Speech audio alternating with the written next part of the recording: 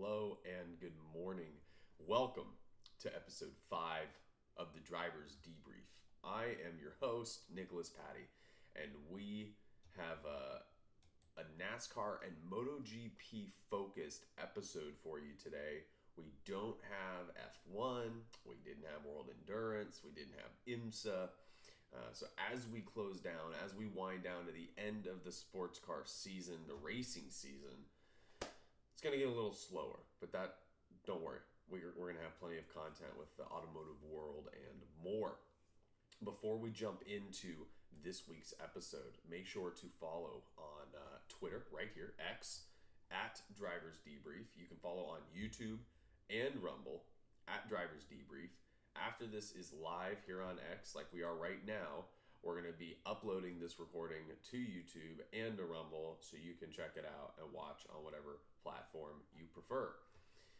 So after that, we have, we're going to do an episode of Ask Grok, I think. We're going to do an installation of Ask Grok. It's a segment I brought back on a previous podcast of mine where we basically ask motorsport questions to Grok to see what X thinks of some of the things we discuss. And then we have NASCAR at Kansas, MotoGP in Indonesia, and there's some other racing this weekend, but I think we're just going to focus a little bit more on our discussion points rather than diving into like DTM, ELMS at Mugello. Excuse me. So let's jump into Ask Grok. And I think the first question we're going to ask Grok is, can Jimmie Johnson win another NASCAR race?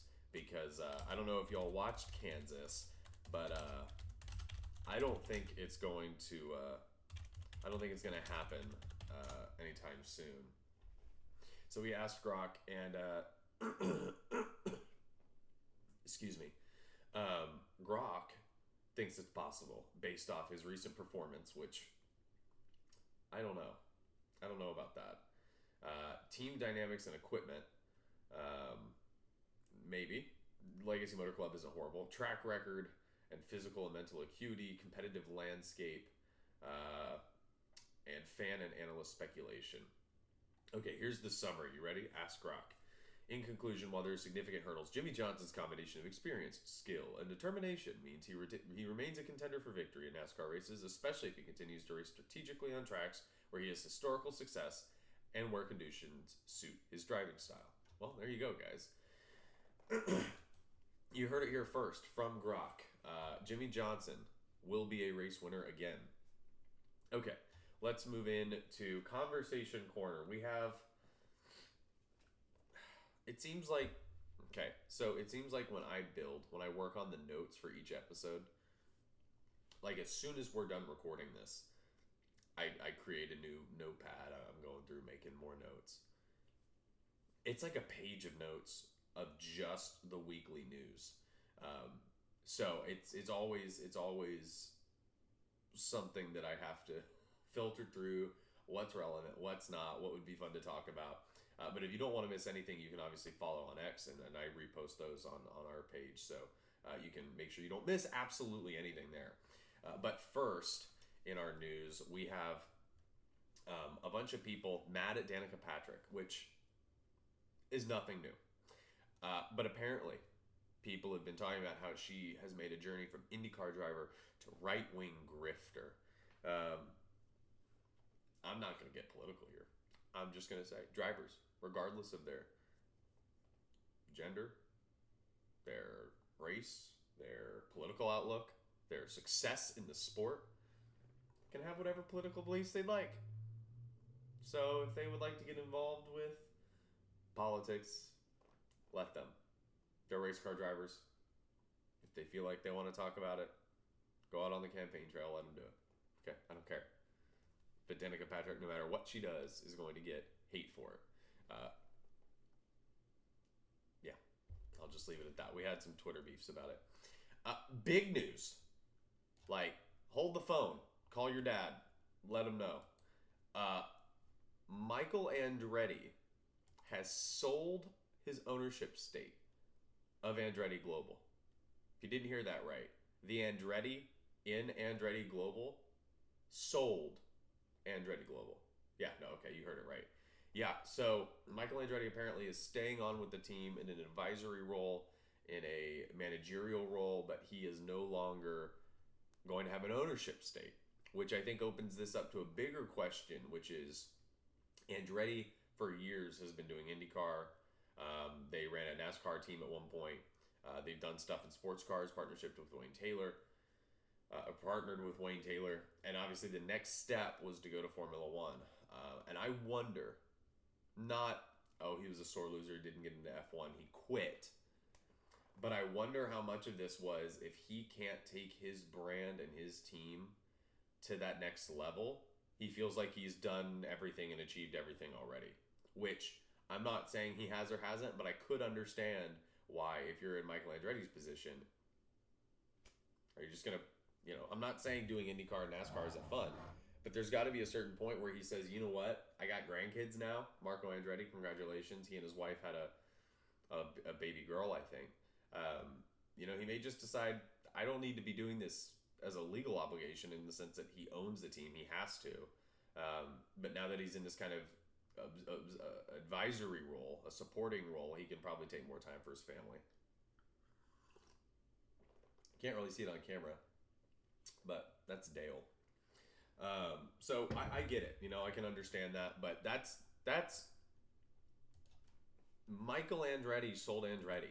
That's just insane. And we have some equally as powerful news, but we're going to continue moving forward.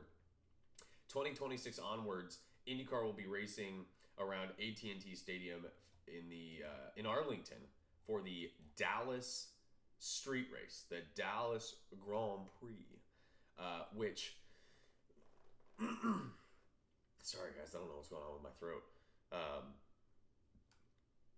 So rather than racing at Circuit of the Americas, rather than racing at Texas Motor Speedway, they decided they're going to create a street course around a football stadium, not even in Dallas, and race there. And this is going to be a spring race. And I think there's a lot of things we could break down, we could get into about this. I was in Twitter spats with people. And a lot what the main argument I've seen that I haven't been able to refute is that Speedway Motorsports in the spring has NASCAR at Texas Motor Speedway, NASCAR at COTA, then they'd have NASCAR or IndyCar at COTA, which Speedway Motorsports promoted the one time they came down to COTA. And it's too much of an ask with Speedway Motorsports. They can't run at COTA without Speedway Motorsports because COTA in 2018 signed a deal with Speedway Motorsports that basically if IndyCar came to COTA, they'd be the promoter. That was like a 5 or 6 year deal. So long story short, I don't think it's actually possible to do COTA, at least in that time slot. They could do it at a different part of the calendar, which I think if we're being honest, IndyCar could run 30% more races. I mean, to me, it's a continental series, right? It's a national series. There's no reason they can't run the races NASCAR does. There's not that many tracks. But IndyCar could totally do... Okay, there are that many tracks, but not that many tracks that are suitable for IndyCar. But they could do the Glen. They could do COTA. They could do Texas Motor Speedway. They could do Kansas. They can do... I don't even know if they do Kansas, but they could. There are plenty of tracks that IndyCar can go run, and I don't understand why they couldn't do every weekend or every other weekend. So that being said, if they were to move towards something like that, COTA could go later in the calendar and move other races forward. I was at the one IndyCar COTA race in 2019, and it was one of the coolest races because I had never seen IndyCar before. I don't think I had. It was one of the best races. Those cars sounded, they don't necessarily sound loud on TV. They were incredibly loud on track. The driving, obviously, in IndyCar has always been really competitive all the way through the field. It was awesome. And I didn't even realize, but then when I went back and looked it up, that Colton Herta got his first win in IndyCar there, which is super cool that I was there for that. And I didn't even realize. So, yeah, IndyCar, please come back to COTA. That being said, my wife's already agreed. We are going to go to the Dallas Street Race when that happens because that would be cool to say that I was there for it. Dallas is a several-hour drive from us, but it's doable. So we'll definitely in 2026, when we're 3 years into this podcast, we'll be bringing you Dallas GP street race content. All right, cool. Moving on.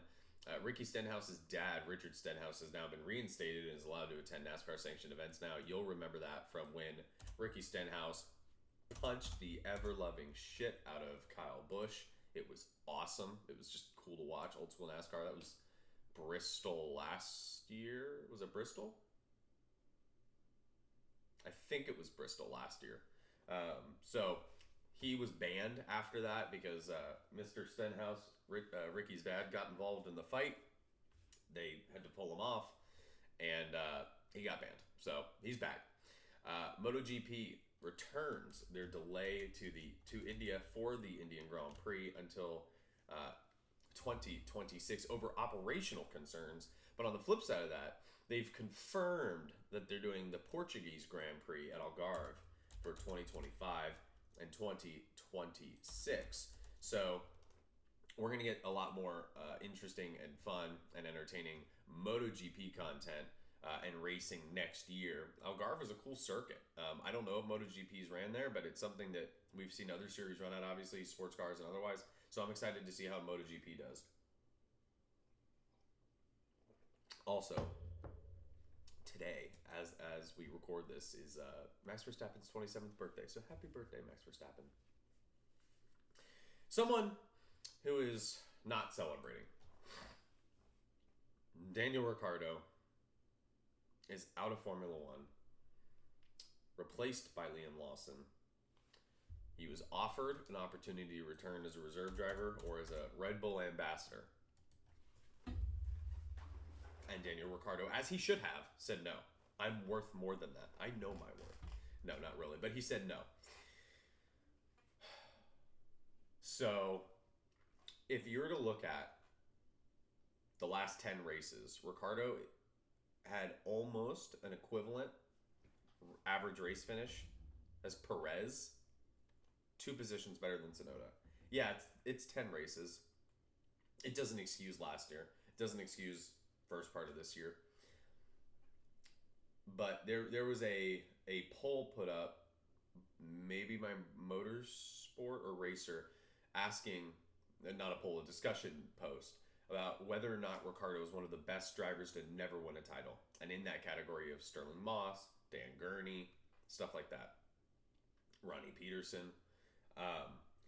But I genuinely think you have to look at Ricciardo on his merits at his best, right? When you look at who deserves to win a title but doesn't, you look at them at their best in their prime, compared to other drivers. So right, so when people might talk about some of the greatest drivers of all time, nobody's going to talk about Lewis being one of the greatest of all time and focus on his 2022 season. It's never going to be, oh, Lewis is one of the greatest of all time. Yeah, but in 2022, he really fell off, so I don't know if he's the greatest. No, it's look at what he accomplished, not what he didn't accomplish. So I think with Ricciardo, it's got to be the same thing. You have to look at the era he's racing in against a 4-time world champion in the same car, beats him in the championship. He's racing against Mercedes at one of the most dominant runs in the history of the sport. Yes, for all the Drive to Survive fans out there, yes, more dominant than Red Bull. Granted, not as a percentage of races won each season, but how many seasons they've kept it going. Mercedes doubled what Red Bull has accomplished, like what we've seen today. He beat those Mercedes 8 times.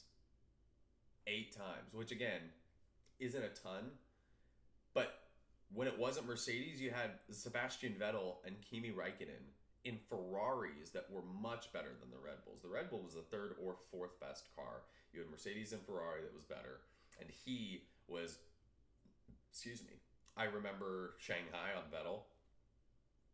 It's not turn 11, but it's at the end of the back straight, into that hairpin, before you come into Insect 3.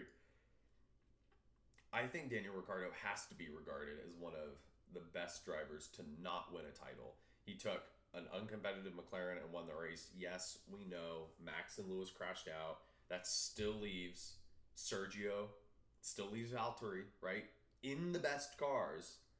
So Um, yeah, and it's sad because I think Daniel has more to give, and more to give the sport, but unfortunately that ecosystem at Red Bull is dog eat dog. But not only that, when there's pressure, they eat their own.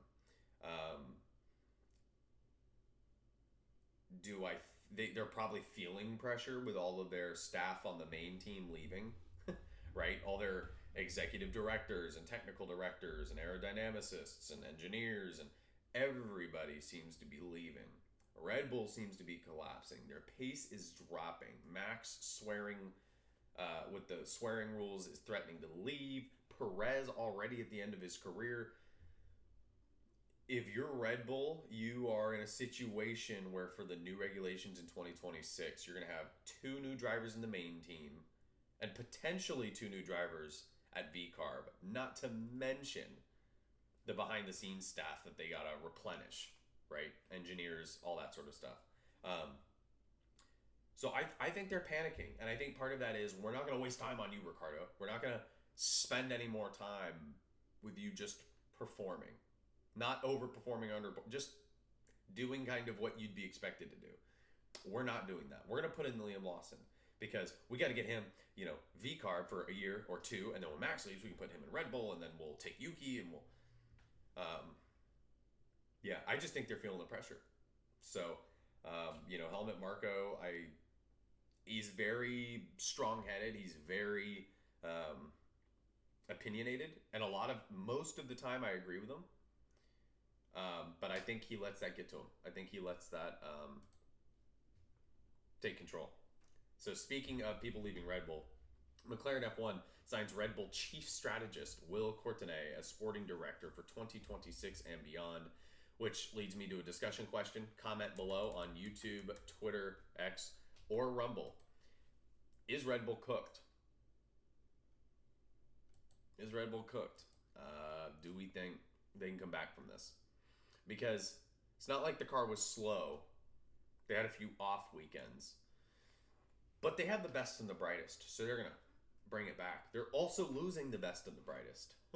So, I don't know. I think the House of Cards is collapsing.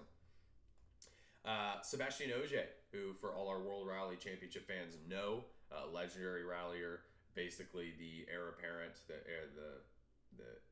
heir to the Sebastian Loeb throne. He's protesting the FAA swearing clampdown, saying that they're not children and they don't need to be babysat. Apparently, the Alpine engine program is closing down for Formula One or something along those lines, because the news piece was that the Alpine World Endurance Championship engine power plant in Viry, France, will remain committed to building motors for World Endurance Championship. They're not going anywhere. For people who watched episode 4, and if you didn't, you can go back, watch it on YouTube and on Rumble or here on X. But for those of y'all that watched the Battle on the Bricks, Indianapolis, the number 6 Porsche, the number 40 Acura, this has big championship implications, were moved to the back of the field after post-race inspections found that the Porsche had a modified wiring loom and the Acura had a upgraded illegal brake ducting. Now, it doesn't restructure the championship in any regard, but we were going into Petit Le Mans, the final race, with the number 6 Porsche second in the championship, the number 7 Porsche first in the championship. And that number 6 Porsche was within striking distance. Now, they still technically are, but it's an over 100-point gap. So the number 7 Porsche would have to DNF, let's say, and the number 6 Porsche win or have a second for them to win the championship. And it also puts the number 6 car closer to being overtaken for second by cars further down in the championship order. Matthias Ekstrom and Audi part ways after 23 years. I believe it's the longest standing sports car partnership between driver and manufacturer ever, after several DTM championships, Dakar, and what have you.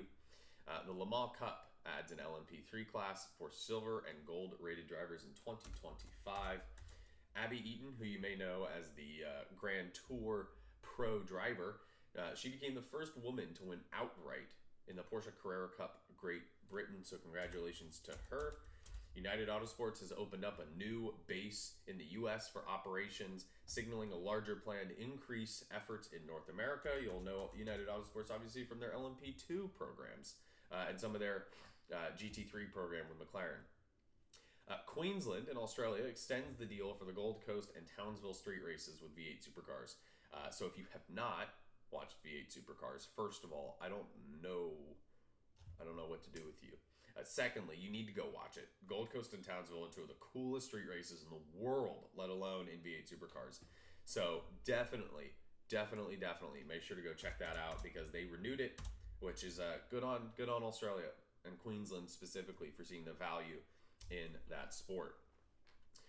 Mercedes has won the IMSA GTD Constructors Championship, according to somebody on Twitter.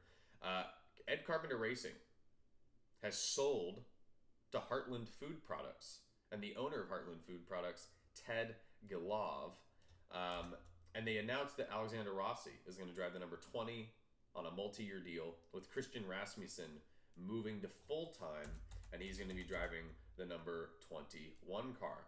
Rinus VeeKay, now a free agent. Somebody snap him up. And we have the IndyCar charter, so let's break that down. So there's 25 cars split up amongst 10 teams, and they are guaranteed entry into every single race other than the Indy 500s. The Indy 500 will hold on to the long-held tradition of the fastest 33 qualifying. Even if you're a charter team, you can still not qualify for the Indy 500. So hear that. What we love about the Indy 500, the whole way cars and teams enter the Indy 500 has not changed. The only thing that's changed is how the rest of the year looks. And the max is 3 cars per team. Some teams got 2, some got 1. But that's what we're looking at. But on a sadder note, a note that, I want to show the all due respect. A long-time Rolex 24 driver and a winner. He raced Can-Am and IMSA. Rocky Moran Sr. Has passed away after a long battle with cancer, and that was from Sports Car 365. So rest in peace to Rocky. I'm glad he can rest. Obviously, cancer is not something that I would wish on anyone. And it's unfortunate, but at least he can rest. So rest in peace, Rocky. With that said, we have another series that I forgot to talk about that we're going to be covering, which is NHRA. So we have MotoGP, NASCAR, and NHRA. So let's see. We have in Funny Car, Jack Beckman, I'm just reading from the NHRA website, picked up his first victory since taking over for John Force. He defeated Ron Capps in the final round of the 13th NHRA Midwest Nationals, also winning his first race in nearly 4 years. This was at Worldwide Technology Raceway. In Top Fuel, Tony Schumacher brought home top honors. Dallas Glenn in Pro Stock and Gage Herrera in Pro Stock Motorcycle, they also won in their respective categories. And it's just insane, right? 11,000 horsepower. Beckman went 3.856 at 315, holding off Ron Capps, who ran a 3.882 at 329. Obviously, John Force still recovering. We wish him and the whole Force family the best. That was a horrific crash that he had at the beginning of this year. So make sure to keep him in your thoughts, in your prayers, and hopefully we can.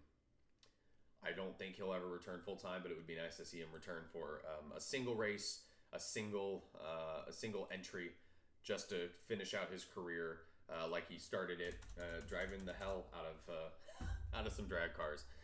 So moving into MotoGP Indonesia, I didn't even realize they drove at Mandalika, but they do, and it's actually a really cool circuit. The backdrop is the ocean. You see the waves crashing behind them as they come around each lap. So let's just start very briefly by saying I'm not going to go through the whole sprint race. Jorge Martin dumped his bike again from the lead in the sprint race. Pecco won.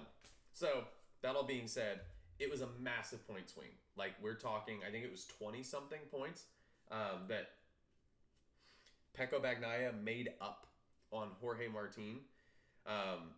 So, what they said in the press conference afterwards is it's really going to be a championship of mistakes. Who makes the fewest mistakes? Who makes the most mistakes? And that's going to decide who wins the championship. And I would tend to agree. So let's go through the results. We had DNFs, Luca Marini, and this is for the Grand Prix. Luca Marini, Jack Miller, Alex Marquez, Alicia Spargo, Fabio Di Gianantonio, Marc Marquez, Joao Mir, Augusto Fernandez, and Enea Bastianini. You may ask yourself, so how many people actually finished? 12. A dozen people finished. And I got to give props to DG and Marc Marquez. They had an incredible battle between like laps 4 and 8 before the accident. I say the accident. Before Gianantonio dumped it. Let's move into the finishers. We had Alex Rins in 12th, Taka Nakagami in 11th, 10th, Raul Fernandez, 9th, Johan Zarco, 8th, Brad Binder, 7th, Fabio Quartararo, 6th, Maverick Vinales, 5th, a very strong race from Marco Bezzecchi, 4th, an even stronger race from Franco Morbidelli, 3rd, Pecco Bagnaia. Probably the standout ride of the race was Pedro Acosta in 2nd on the KTM. Let's remember that, on the KTM. Next closest KTM was Brad Binder in 8th. And then Jorge Martin wins the Indonesian Grand Prix. Now, points-wise, with the win and Pecco finishing where he did, the win, or the championship gap expanded, but net over the weekend, Pecco made up, I think it was 9 points. So I think it went from like low 30s to like 24 points or 23 points is the gap. So we still have several races to go. It's anybody's race weekend. It could, if Jorge Martin makes a mistake and dumps a bike in a GP after a not great sprint race, let's say, Pecco wins both, it's Pecco's championship. If Pecco dumps his bike and Jorge Martin sweeps the weekend, it's probably out of reach for Pecco. So it really is, guys. We're getting down to those final few races where every single position is going to decide whether or not you have a shot at the championship when it all comes down to it. So we'll have to see, like they joked about, who doesn't make unforced errors. You noticed that Marc Marquez DNF'd. His bike caught on fire, motor was blown, which unfortunately takes him just out of not mathematical championship contention, but realistic championship contention. Enea Bastianini is now 3rd in the championship, even with, I believe, him dumping his bike.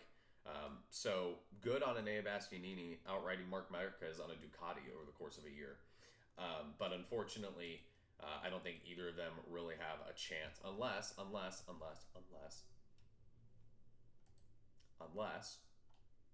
if Pecco and Jorge Martin keep making mistakes. We haven't seen Enea Bastianini make those mistakes. So I think it's possible. I think it's very possible that if the season continues like we've seen, that you have Enea Bastianini and Marc Marquez, who, Marc Marquez, unfortunately, I think now that gap is a little too big, but you never know. Okay, so that is MotoGP.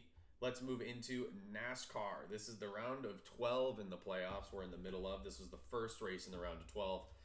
The Hollywood Casino 400 at Kansas Speedway. It was 267 laps. Let me run through. I guess there weren't any DNFs. All right, well, we're going to do the top 10.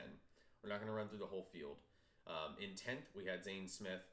In 9th, Chase Elliott, who started last. 8th, Denny Hamlin. 7th, Christopher Bell. 6th, Alex Bowman. 5th, Ty Gibbs. 4th, Ryan Blaney. 3rd, Martin Truex Jr. 2nd, William Byron. And in first place, the Melon Man, Ross Chastain himself, bringing home the win. First win of 2024. And William Byron there, it was 0.4 of a second going into the end of the race. William Byron was closing on the last lap by 1/10 a corner. And it was, if he had one more lap, he would have gotten them. But it was an incredible race. It was tight, door-to-door racing. I shouldn't say it was incredible. It was good. It was good. It was enjoyable. But we have some things to talk about. So, first off, NASCAR. Let me. Sorry, I gotta present. Green flag racing is better. Okay, I'm gonna adjust my window here.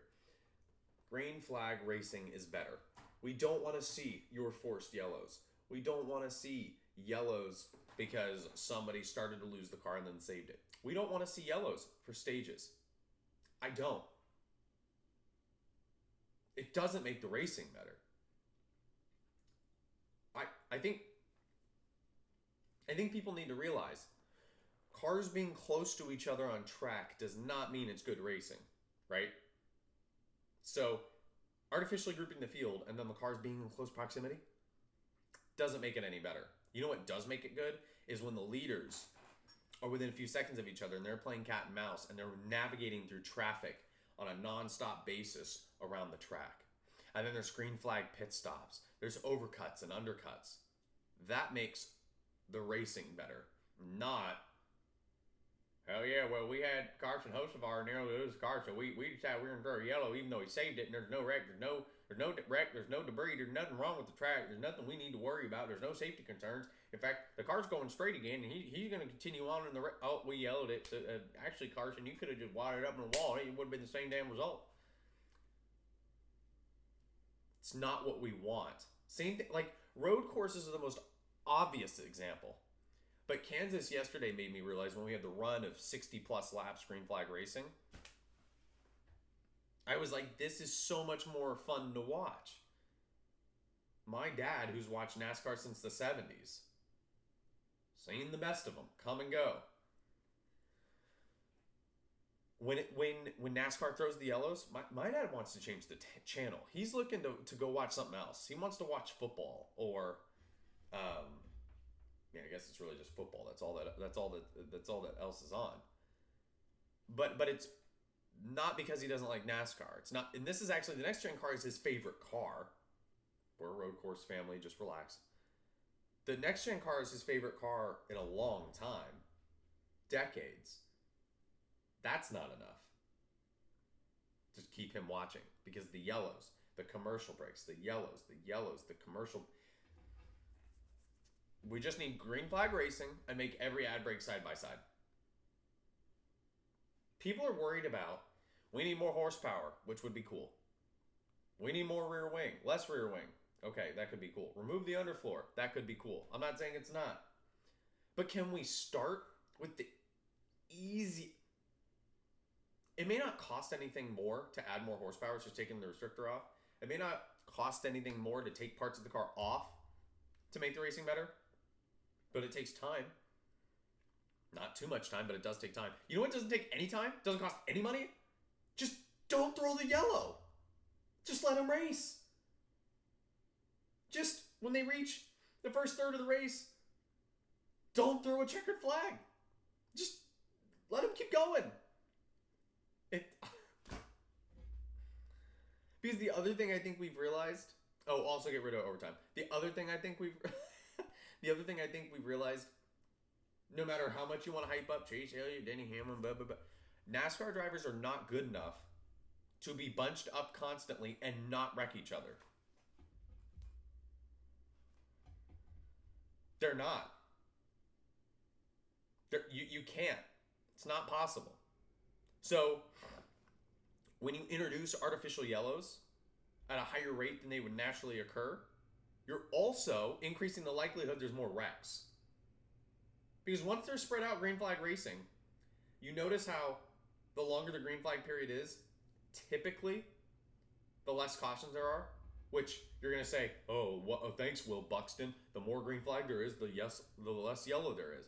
But meaning, if you can establish a green flag run, the likelihood that someone is going to make a mistake or get in a wreck goes down, as opposed to shorter green flag runs right after you bunch them all up artificially. I just, like when I go back and watch on NASCAR Classics, guys, let's do a thought experiment here and comment below what you think on YouTube, on Rumble, here on X. When you go back and watch races on NASCAR Classic, Dale, Jeff, Rusty, like Daryl, all the greats, Ricky Rudd, all right? Do you ever sit there and go, you know what would have made this race better? I needed a stage caution on lap 68.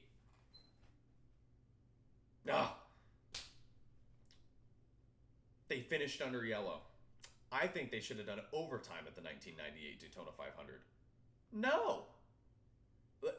Arguably NASCAR's greatest, most memorable moments and calls from the booth happened as a race finished under yellow. Dale winning the Daytona 500.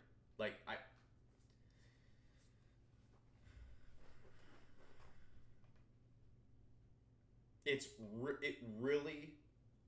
really drives me up the wall, because I grew up watching NASCAR. Like, I had the Jeff Gordon suitcase, Jeff Gordon folding chair, DuPont flames. Like, he was my man. I know I'm wearing Dale stuff. I married into a Dale family, but I grew up watching Jeff. Dale Tanhart understands. And I don't think I realized how good I had it. And then the car tomorrow came around. I loved that as a kid. I thought that looked wicked. Kept watching.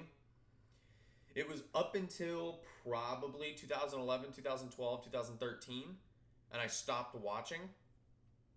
I just was getting older. Was hanging out with friends, whatever, on the weekend. I wasn't watching as much racing, period. And when I was, it was IMSA. And then when the next gen car was announced, I was like, oh, this looks awesome. I gotta watch. I gotta see how this does. This is cool. Let me, everybody. It was a new novel car. Let's see how it does.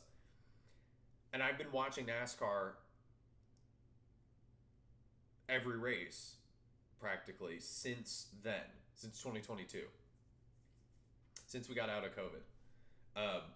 And I've liked it more than I disliked it. I know there's a lot of conversation about the next gen car. Giving it more horsepower. We need better super speedway racing. It's not as easy to pass. It's not this. It's not that. But I think a lot of that's nostalgia for how the racing was. But if you, and I think this is evidenced by the fact that the racing today looks so different than it was. If you just went back and played the 2003 Daytona 500, and that exact race happened today, but it was new and nobody realized it had already happened, people wouldn't be happy with it. It's not, people will complain about certain things with the next gen car and say, man, you should just give us cars like the Xfinity car. That's what was being tweeted this weekend after the Xfinity race, was because of how good it was. The NASCAR Cup Series just needs to be the Xfinity car with more horsepower. You know what I like? I like my driver being able to spin, make contact with the wall, and the next gen car be so tough that they can continue to race. They can still come back and fight for a win. In the previous cars, that's the sheet metal wrapped around that frame. Forget it. Any amount of contact in those cars are just like paper mache, getting torn up. Nobody wants to see that. That's not, I don't know. I know I'm gonna have a lot of NASCAR people in the comments, and I want to say, I enjoy what I think we would consider the golden era as much as anybody. But I'm grateful for where we're at. I think the current package is allowing NASCAR to get a level of publicity that it never had, in the sense that we have Kimi Räikkönen, Jenson Button, Juan Pablo Montoya, Kamui Kobayashi, Shane Van Gisbergen, potentially maybe Daniel Ricciardo. These guys hardly. Now, Juan Pablo, I know, was a full-time driver previously. The rest of them would not have considered coming over and doing NASCAR if it was the 4-speed H-pattern tube frame wrapped in sheet metal cars. What is it, Gen 6, the 6th gen car and back? They would not have considered it. But it's because the next gen is more similar to what the rest of the world is doing, moving towards. It's a modern car with modern technology. And I think we also need to be grateful as fans that it's not an EV. That's possible. Right? NASCAR's shown the prototype. Do we really want that? Maybe we should hold on to the next gen for all it's worth. Maybe we shouldn't beg for change too much, because the change we might get is the EV. Okay, so let's just enjoy what we have. I mean, look at Atlanta that we had. Look how incredible that racing was. I think the super speedway racing is fun. I think that car in the draft, although it may be difficult to pass, the lane movement and everything, I don't know, maybe it's just me getting back into NASCAR. I think it's really, really enjoyable. So the message of this episode is, let's just enjoy the racing we have. All right, guys, let's look lastly to the racing that's upcoming. We have F1 at COTA next month.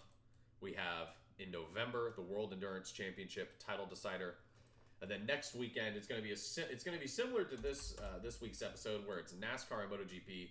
We got NASCAR at the Yellowwood 500 at Talladega, which is going to be insane. We have MotoGP at the Japanese Grand Prix, which is going to be a cool race as well. Super excited for those. So make sure to come by next Monday at 8 a.m. Central Time to watch right here on X the live stream episode.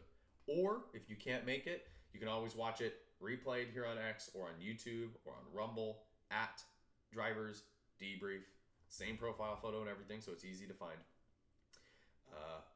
And then follow me here on X at DriversDebrief. But guys, let's enjoy the racing we have, because I think we're in a good time to be a race fan writ large, let alone NASCAR, MotoGP, IMSA, WEC, what have you. Let's enjoy it. With that all being said, ladies and gentlemen, I will see you next week for episode 6 of the Drivers Debrief. We'll see you next time.